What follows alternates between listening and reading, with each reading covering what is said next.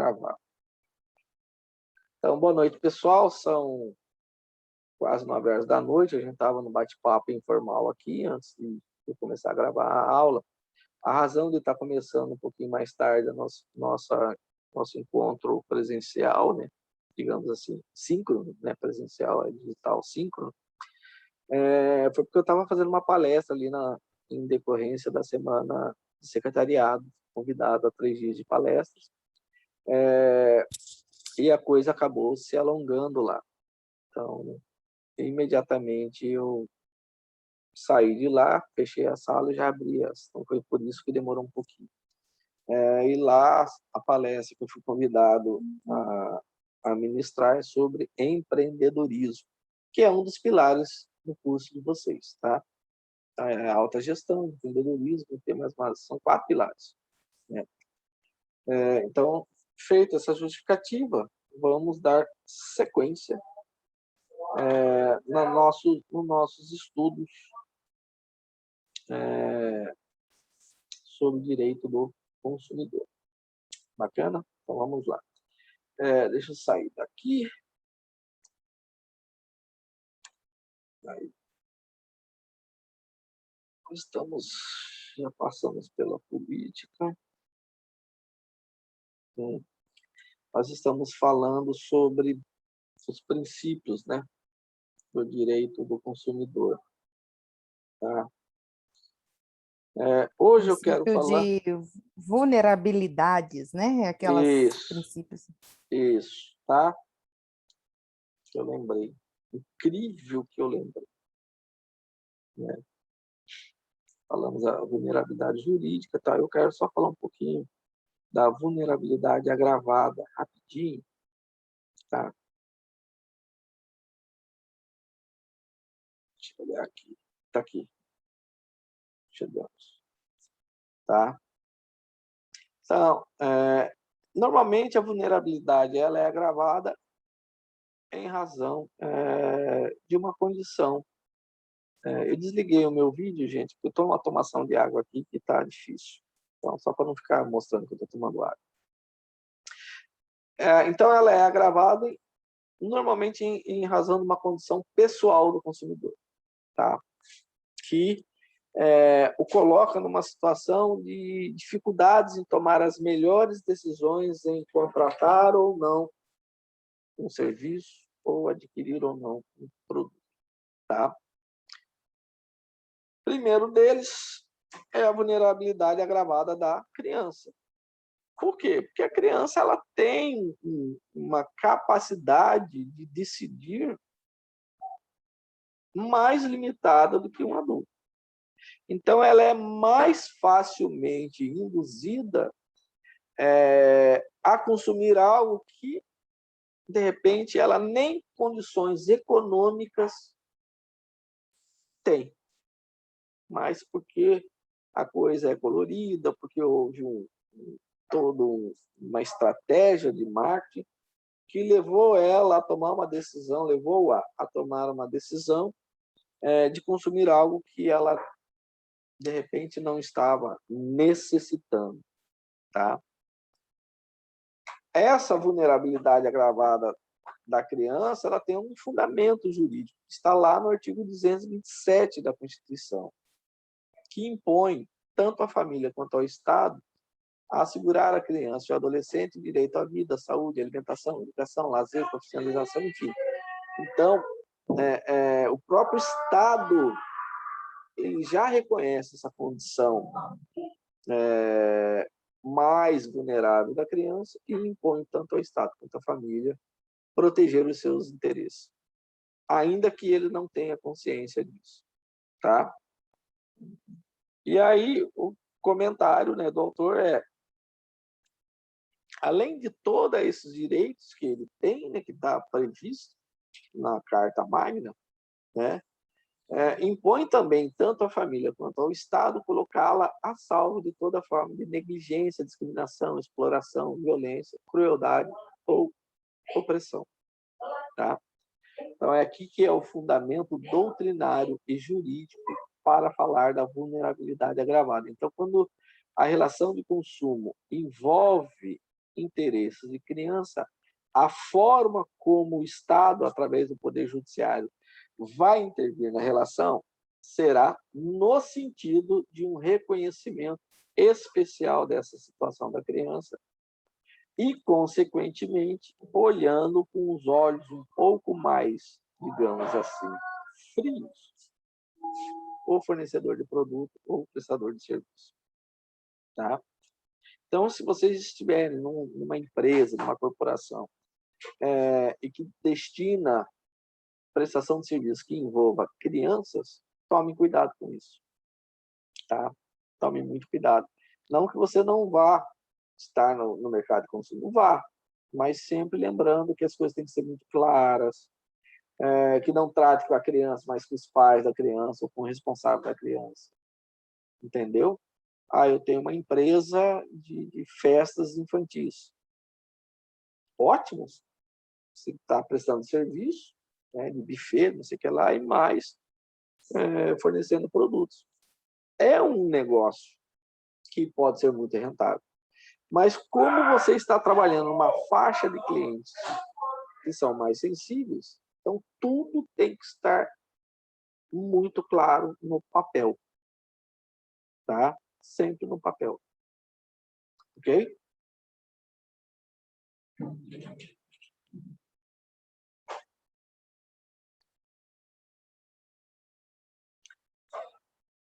De uma situação reflexa, e talvez pelo mesmo motivo, o idoso com idade igual ou superior a 60 anos. Por quê? A própria Bíblia fala, né, que o início e o fim, as coisas são iguais, né? Conforme a idade vai chegando, a sua capacidade cognitiva vai ficando reduzida. A sua capacidade de discernimento vai ficando reduzida. A sua capacidade de locomoção vai ficando reduzido. Logo, a sua capacidade de manifestação do seu pensamento, das suas vontades, do seu desejo também. Em razão disso, vem o Estatuto do Idoso reconhecer essa situação, né? E estabelece de uma forma assim, muito parecida com o artigo 227, lá no Estatuto do Idoso, está lá, né? Dizendo a família, a sociedade, o Estado tem o dever de amparar as pessoas idosas, assegurando sua participação na comunidade, defendendo sua dignidade, bem-estar, garantindo-lhes o direito à vida, né? E aí vai dizendo exatamente os dois aspectos que justificam essa proteção, né, um pouco maior do consumidor idoso, né? Que é a diminuição e perda de determinadas aptidões físicas e intelectuais, né? E a necessidade que vai aparecendo com a idade de ter acesso a produtos e serviços que antes não eram necessários, né? E isso tem que ser, e normalmente esses produtos e serviços estão no mercado de consumo, tá? Então, se você vai trabalhar com um idoso, saiba que ele, essa relação de consumo, ele terá uma proteção maior do que se você estivesse trabalhando com um não idoso. Até a tomada de decisão deles é mais difícil. Às vezes fala assim, mas por que você contratou 3 seguros de vida? Você não precisava. Me falaram que era bom. Então, uma pessoa já idosa, 70 anos, mas não precisava disso. O senhor comprometeu a sua renda. Então, isso aí é só um exemplo que eu estou passando para vocês. Tem vários outros exemplos que acontecem. Tá? Também no consumidor analfabeto. Tá? E essa vulnerabilidade dele está exatamente na sua não capacidade de compreender a linguagem escrita. Né? E não é só saber ler e escrever, é saber ler e escrever e interpretar. Né? Porque aquele que lê e escreve e não sabe interpretar é o que a gente chama de analfabeto funcional. Você dá um texto para a pessoa ler e fala, agora explica para mim esse texto. Travou. Né? Então, é um analfabeto funcional. Tá? Então, os analfabetos também precisam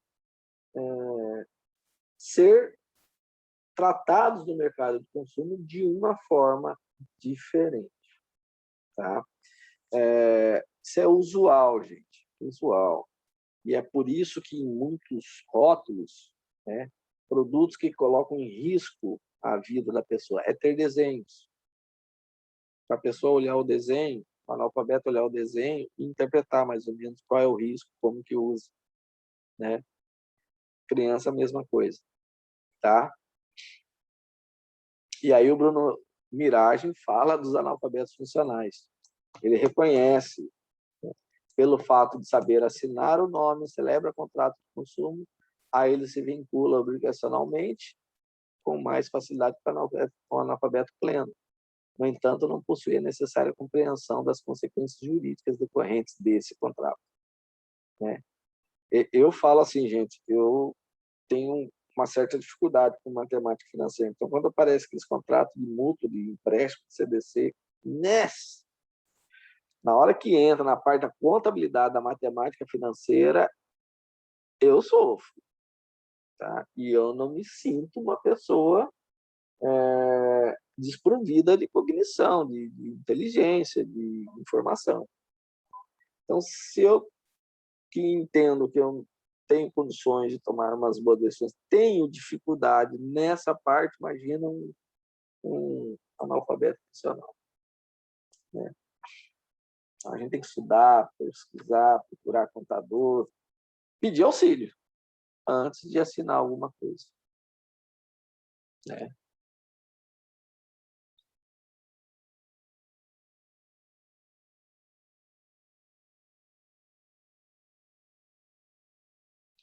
Bom, então, a questão do princípio da vulnerabilidade vai exigir do fornecedor um reforço de seus deveres de diligência e cuidado. Ou seja, as suas práticas comerciais elas têm que ser mais cuidadosas possível, tá? Desde a fase das tratativas, nos momentos que antecedem o contrato de consumo, durante a execução do consumo, as suas garantias e o pós-venda também, tá? E aí o Bruno Mirage ensina que mesmo com mesma razão se faça essa ponderação no caso das contratações à distância ou a domicílio, quando, embora ausente alguma comunicação inicial escrita, se utilize da condição de vulnerabilidade do consumidor para induzir-lhe em erro, tá? Você chega em casa, tem uma mala de roupa lá da boutique. Você fala, mas eu não pedi. Aí tá lá um bilhetinho, ó, olha isso, se você não me devolver em 5 dias, significa que você vai ficar com a mala e eu vou lançar aqui na sua conta corrente e vou te cobrar. Isso não existe, tá? Foi um exemplo que eu dei, porque eu já vi isso acontecer.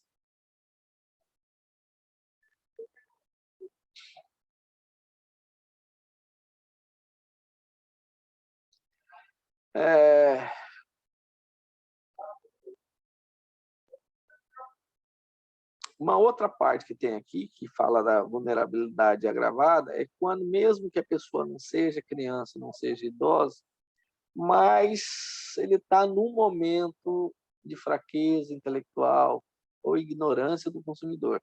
Nesse caso, tipo assim, ele está passando por um momento de doença ou ele está numa depressão, tá? Nesse caso, o próprio artigo 39, inciso 4 do CDC, já declara essa vulnerabilidade agravada, tá? Tranquilo? Pessoas que estão doentes, né, eles são, no mínimo, eles são relativamente incapazes, tá? No mínimo. Depois que eles saírem da condição da doença, né, da convalescência, aí ele volta a ser absolutamente capaz. Então, qualquer negócio jurídico que ele fizer, na hora que ele está relativamente capaz, ele precisa estar sendo acompanhado de alguém que esteja em pleno uso e gozo do seu intelecto, sob pena de anular o negócio, tá? E vou dar um exemplo. Certa feita, a minha finada mãe me chamou e falou, filho, eu estou sendo cobrado de 2 cheques do seu pai. Uai! E por incrível que pareça, um cheque, meu pai estava na UTI, e o outro cheque, o meu pai já tinha falecido. Tá? Óbvio que os 2 cheques foram anulados. Ok? Também foi com base no artigo 39, inciso 4º do CDC, que foi feito esse pedido. Do consumidor deficiente, tá? Essa deficiência, gente, ela pode estar relacionada a uma deficiência física, se o contrato de consumo se relacionar a essa deficiência, né? Mas também pode se relacionar a uma deficiência mental, se o contrato de consumo estiver relacionado à capacidade da pessoa tomar as suas melhores decisões. Ok? Tranquilo? Né? Por quê? Porque lá na Declaração Universal dos Direitos Humanos, né, diz que as relações jurídicas elas devem ser baseadas no princípio da boa-fé. Tá?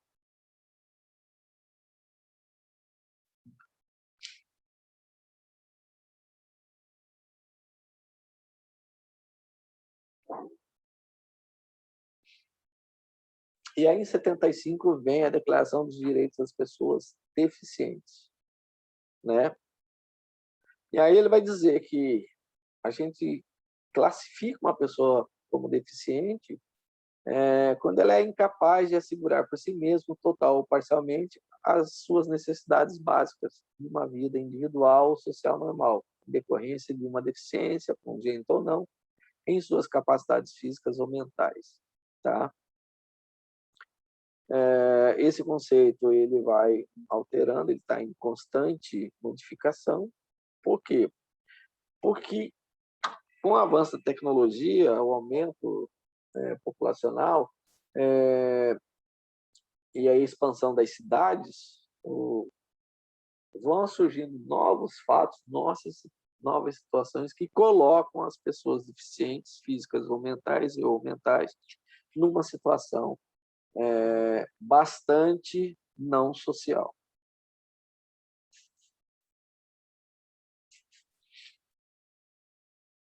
Bom, aqui agora é um novo princípio, chama princípio da solidariedade, tá?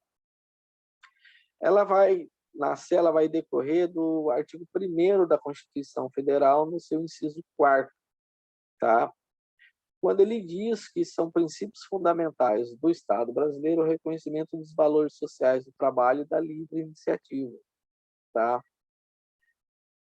E aí ele vai refletir esse princípio lá no artigo 170 da Constituição, né? O artigo 170 da Constituição ela vai fixar os parâmetros de como que se deve desenvolver a nossa economia. Tá? E ele começa dizendo o seguinte, a ordem econômica ela tem como fundamento, ele tem como alicerce a valorização do trabalho humano e da livre iniciativa. A Constituição, quando ela se refere à livre iniciativa, entenda, ao empreendedor, a pessoa que está gerando esse emprego, tá? Pessoa física ou jurídica, com a finalidade de assegurar a todos uma existência digna, conforme os ditames de justiça social. Então, o que traz esse princípio da solidariedade? Ela vai dizer que todo ordenamento jurídico, consequentemente todos os ramos das ciências jurídicas, né, nelas incluso o consumidor, há que ter as suas ações reconhecendo o trabalho humano, a importância do empreendedor, tá? E o resultado desse empreendimento, dessa empresa que esteja prestando um serviço no mercado de consumo, ou que esteja fornecendo um produto, deve assegurar a todos, e aí quando fala todos, inclui os consumidores, todos aqueles que de alguma forma vão sentir os efeitos desse contrato de consumo, uma existência digna, conforme os ditames da Justiça Federal, da Justiça Social. Ok?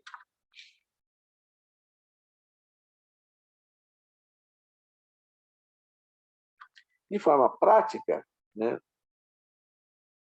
objetivando uma melhor eficiência na proteção do consumidor, o princípio da solidariedade propõe a divisão de riscos em toda a cadeia de fornecimento do produto e do serviço. Ou seja, de todos os atores que participem no ciclo econômico do produto e do serviço posto no mercado, tá? E resulta dos ditames da solidariedade social, afastando a regra da culpa para a imputação da responsabilidade, tá? Então, se você participou de alguma forma na cadeia econômica e que lá na ponta deu um problema no contrato de consumo, por conta do princípio da solidariedade, você é corresponsável. Eu acho que isso aí responde também uma dúvida lá da Alessandra, lá de algumas aulas Eu atrás. lá ia te falar agora, eu até abri o áudio, então é por isso que o representante de uma empresa, ele acaba sendo responsabilizado, então, É um pelo um dano, por exemplo, corresponsável. numa situação lá.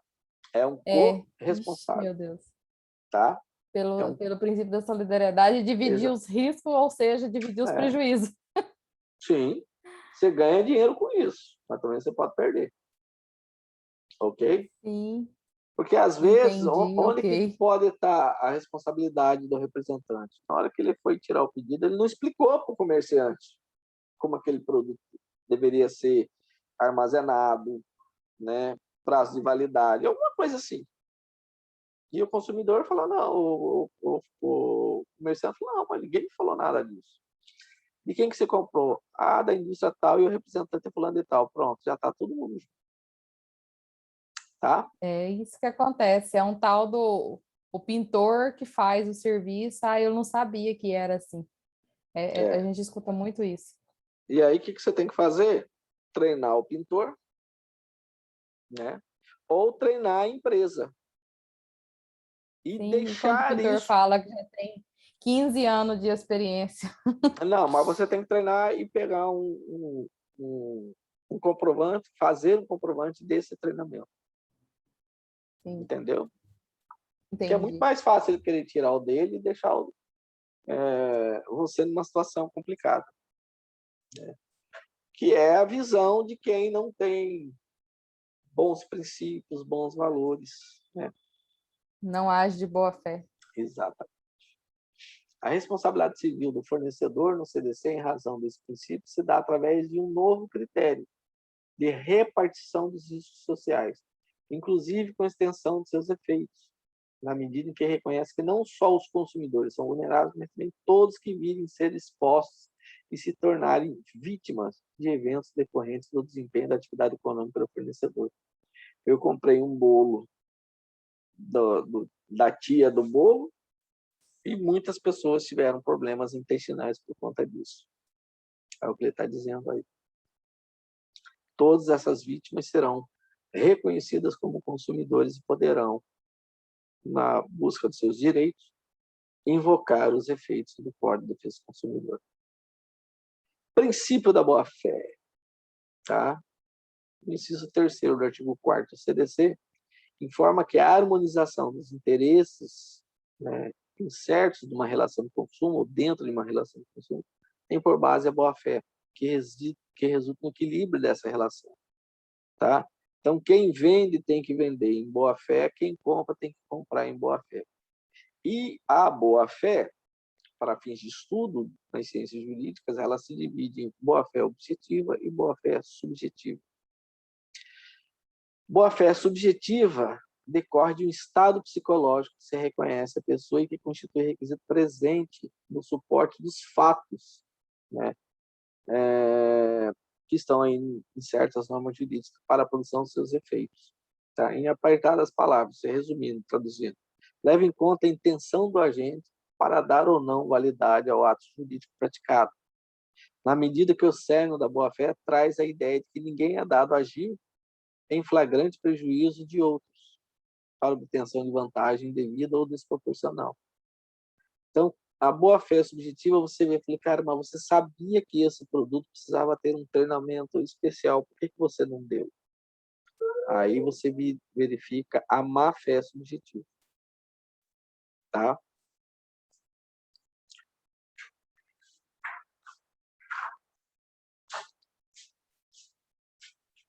Já a objetiva decorre de texto expresso em lei. Então, quando a lei diz, ó, você tem que agir de boa-fé e diz como que tem que ser a conduta que vai caracterizar a boa-fé, não precisa que você demonstre que a pessoa teve a intenção de praticar um ato em má-fé. Tá? Ok? Então, quando a lei fala, ó, tem que agir de boa-fé, acabou. Não precisa ser provado que aquela ação foi de má-fé. Basta que o resultado não venha da forma como se esperava, já está caracterizado a má-fé ou ausência de boa-fé. Tá? Normalmente, no Código de Defesa do Consumidor, a boa-fé ela é objetiva. Né? A exceção da prestação de serviço de profissionais liberais é que aí sim o consumidor deve provar a ausência de boa-fé subjetiva. Fora essa situação, será sempre objetivo. Ah, eu não tive intenção, não interessa, deveria ter pintado no prazo certo. Acabou. Tá?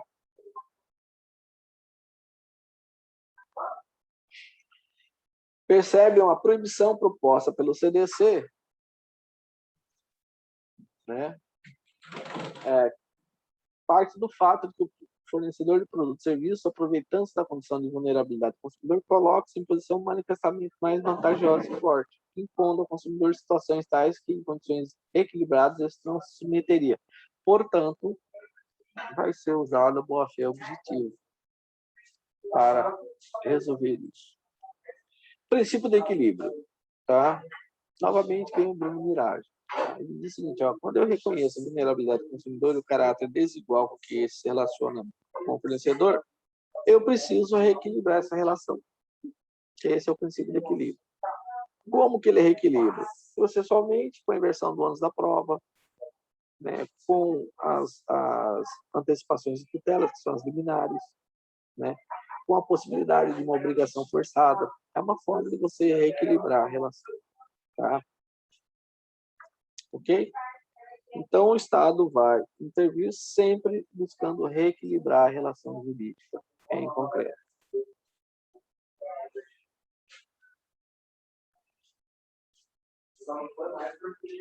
A necessidade de repercutir o princípio nas consequências patrimoniais das partes na relação de consumo em geral para o consumidor, protegendo o equilíbrio econômico das prestações de contrato de consumo.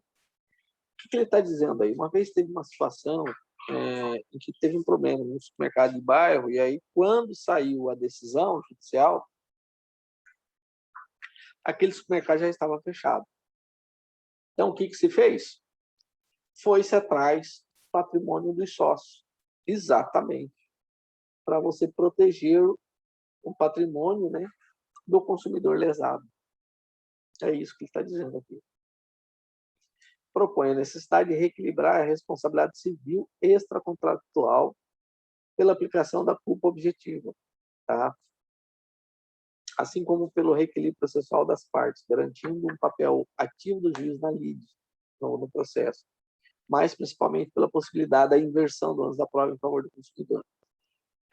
Na relação extrapatrimonial, essa contratual, é aquele exemplo que eu dei. Eu comprei um bolo para a festa de aniversário e todo mundo passou mal. O contrato de consumo sou eu com a tia do bolo lá, mas todo mundo vai ser considerado consumidor equiparado, que é vítima da relação de consumo, do problema do contrato de consumo, e, consequentemente, ele vai pegar o meu contrato de consumo e utilizar como fundamento para as suas reparações. Ok? Então, a relação dele é fora do contrato, extracontratual.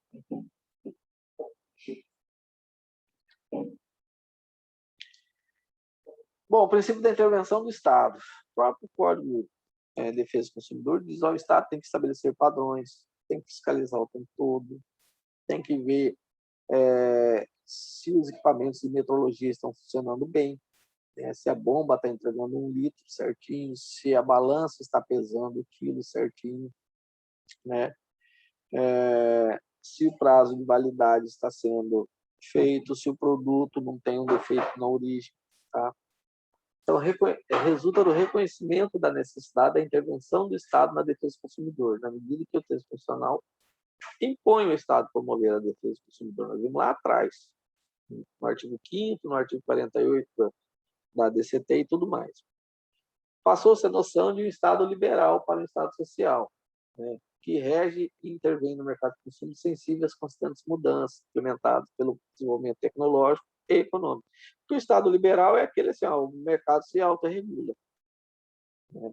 Já um Estado social, né, ou socialista, é aquele que intervém todo o tempo nas relações sociais. Tá? Então, é isso que o Bruno Mirage está falando. Né? E aí isso aí impõe ao Estado que permanentemente esteja atualizando as suas normas que regulam o mercado de consumo. Tá? Então, está aqui na onde que vem a fundamentação. Tá? No Código de Defesa do Consumidor, no inciso 2º do artigo 4º, artigo 5º, 46 e 51. Tá? Revela o princípio da intervenção do Estado. Aí ele vai ter a Delegacia de Defesa do Consumidor. São formas de intervenção. Os PROCONs, né? O Judiciário, né? As varas especializadas, né? Ou competentes para a relação de consumo, os órgãos de metrologia, né? As multas, e vai indo. Tá? São todos instrumentos de intervenção do Estado.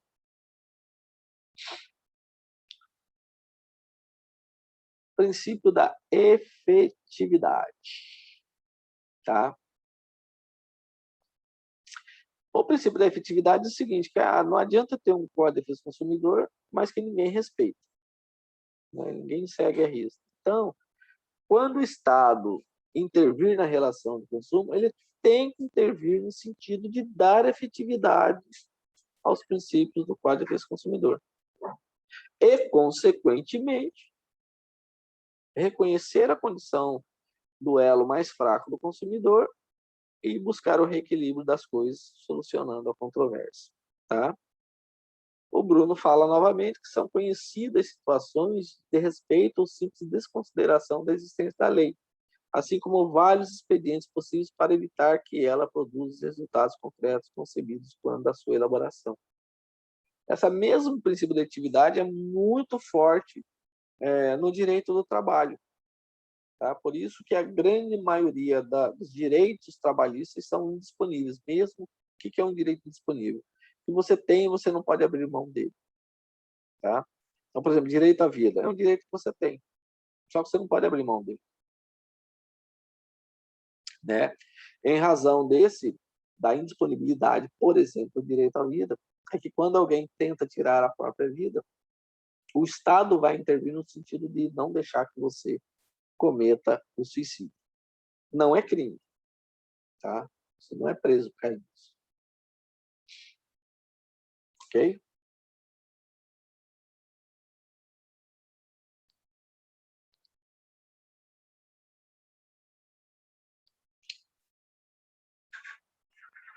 Então, em várias passagens do CDC, ele vai criando situações em que você consegue efetivar o reconhecimento de um direito e a sua aplicação na solução daquela controvérsia. Tá?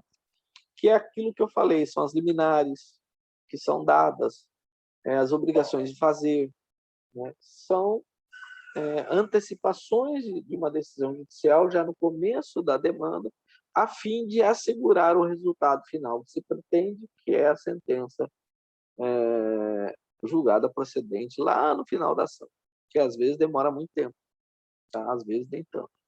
Tá? Então, aqui, o CDC apresenta como uma de suas finalidades garantir a efetividade e a eficiência de sua aplicação, traz como consequência que nos processos administrativos judiciais as autoridades devem atuar com vista a garantir a aplicação efetiva e eficiente da proteção do consumidor. Então, quando você entra e pede uma liminar, o juiz não está deferindo só porque você tem olhos azuis, é por conta do princípio da efetividade. Óbvio que você tem que preencher os requisitos que podem autorizar o juiz a conceder uma liminar. Princípio da harmonia das relações de consumo, tá? No inciso 3º do artigo 4º do CDC, tá? O que ele está dizendo é o seguinte, que você tem a relação entre as partes que estão no mercado de consumo, ou seja, o fornecedor de produto, prestador de serviço e o consumidor, eles têm que ser harmoniosos, né? Eles não são contrapostos, não é um contra o outro, mas eles são complementares. O consumidor precisa do serviço, o vendedor, o prestador de serviço precisa do consumidor. Então, eles se complementam, né? E essa princípio da harmonia tem como objetivo uma satisfação mútua. Ok? E qual é a satisfação mútua? Que o contrato de consumo foi extinto, chegou ao seu fim, sem nenhum tipo de problema. Ele aconteceu certinho. Você contratou o serviço para fazer a obturação do seu dente, o seu dente foi obturado, você pagou e está tudo certo. Então, esse é o melhor dos mundos. A gente diz que todo processo judicial ele representa um problema na sociedade. Alguém deixou de observar algum comando legal. Por isso que tem uma ação tramitando no Poder Judiciário. Então, uma sociedade harmoniosa, tem harmonia, vive harmonia, quase não tem processo no Poder Judiciário. Tá? Dessa forma, o CDC protege o consumidor de boa-fé, não aquele que se oculta por trás de suas normas para obtenção de vantagens indevidas. Olha isso aqui é muito importante. Mesmo o consumidor, sendo ela vulnerável, ele não pode agir de má-fé. E tem consumidor que age de má-fé. E quando isso fica demonstrado, o resultado da ação judicial normalmente é desfavorável a esse consumidor. Tá? Tranquilo? Então, tem mandrake para tudo que é lado. Sabe? Bom, a bibliografia adotada nesse capítulo é do Bruno Mirage, curso de Direito do Consumidor, é da editora Revista dos Tribunais de São Paulo, a edição de 2018. Ok? Tá? Eu falo dele, inclusive, na nossa apostila. Tá bom? Então, por hoje, nós encerramos o capítulo dos princípios do direito do consumidor e, por hoje, acho que já deu. Se não deu 1 hora, chegou muito perto de 1 hora de aula. Beleza, pessoal? Alguém quer fazer alguma pergunta? Tem alguma dúvida?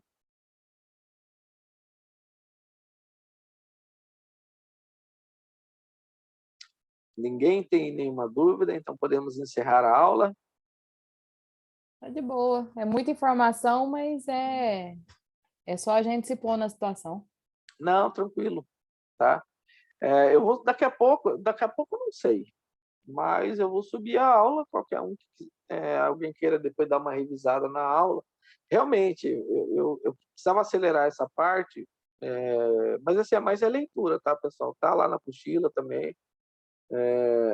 Revendo essa aula aqui, lendo a apostila, eu acho que a coisa fica mais palatável. Se tiver alguma dúvida, anota, pergunta para mim que a gente responde. Tá? Mas os princípios são os instrumentos que a gente utiliza para nos ajudar a interpretar uma relação de consumo e achar a solução. Então, quando um juiz vai decidir um conflito relacionado a um contrato de consumo, ele vai lembrar desses princípios. E aí ele vai formar a convicção dele e tomar a decisão dele. Né? Lembrando que o juiz é o Estado, né? Enquanto órgão julgador, né? Que é o Poder Judiciário. Ok?